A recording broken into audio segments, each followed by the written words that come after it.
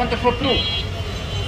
আমি আরো লজ্জিত, আমাদের সেনাবাহিনী অনেক জেনারেল কেউ সামনে এসে বলেন না ভারত আমাদের শত্রু। আমি জানি না উনি আর কত বছর বাঁচবেন। মানে এত ভয় পাওয়ার কি আছে?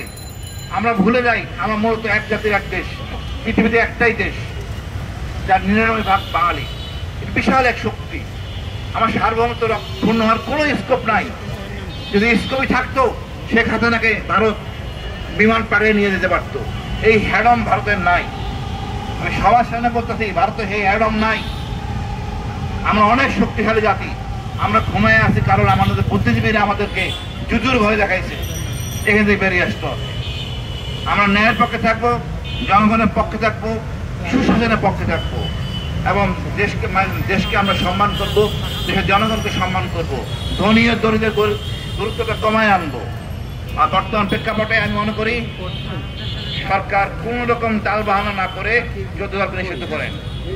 কত নির্লজ্জ হইতে পারে আমি জানি না, আর বাকি কথা নাই বললাম। বাট আমি মনে করি এই 14 দলের যারা আছেন জাতীয় পার্টি, মানে আমি বুঝে উঠতে পারি না। আবার সেনাবাহিনীর পক্ষ থেকে নুরুকে মারা হচ্ছে, সব কলঙ্কিত অধ্যায়। আমরা সেনাবাহিনী ভয় পেতে যাই না, আমরা ডিজি ভাইয়ের ভয় পাবো না। স্বাধীনভাবে চলবো, দেশের জন্য লড়বো। আজকে সবাইকে ধন্যবাদ যে আমরা এখানে একত্রিত হতে পারছি।